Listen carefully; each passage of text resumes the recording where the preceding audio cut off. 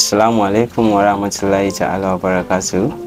Barkanmu da sake saduwa da ku a cikin wannan kafata. So yau insha Allah za mu yi magana akan cutar mura ko kuma wadda ake cewa influenza a turanci.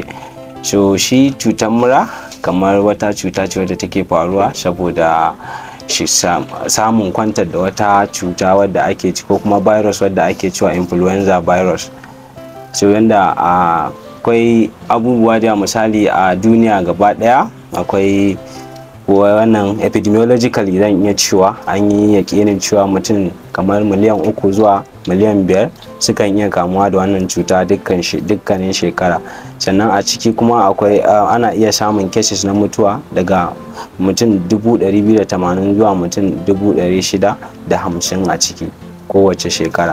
A ciki kuma 10% na wanda suke samun wannan cuta manya ne ko kuma an ce adult wanda sun girma, sannan kuma 20 to 30% ana samun yara ƙanana wanda suke kamuwa da ita. Alamomi da ake iya ganewa na wannan cuta akwai atishawa, akwai kuma tari, akwai majina, yawan fitowar majina ta hanci, akwai kuma wanda ba common bane akwai chills, akwai kuma wanda chills an ce kamar jijjiga ko rawar sanyi, akwai kuma zazzabi yawanci, akwai kuma loss of appetite ko kuma rashin ɗanɗano a baki da Hausa. Sannan akwai akan iya samun kamar gudawa ko kuma amai, duka suna iya faruwa in an samu wannan cuta ta mura. Bacin wannan akwai hanyoyi da zan iya cewa akan bi a kare. Akwai kamar immunization ko kuma a ce rigakafi da ake yi wa yara. Aka kai yara asibiti, ya kamata duk lokacin immunization a kai mutum asibiti. Bacin wannan akwai wanke hannu ko a ce hand hygiene. Shi wanke hannu yana taimakawa sosai da sosai. Sannan kuma an kamu da wannan cuta misali in za ka yi atishawa ko kuma kana tari, za ka sa hannunka maimakon ka sa tafin hannu sai ka sa gwiwar hannunka tare.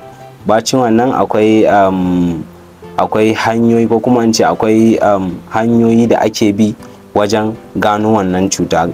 Hanyar farko ita ce kamar akwai diagnosis test kenan, akwai ɗaukar sample na wannan majina ko haka akai asibiti, akai wannan laboratory a yi gwaji a gani wacce cuta ce, wacce kwayar cuta ce a cikin wannan majina.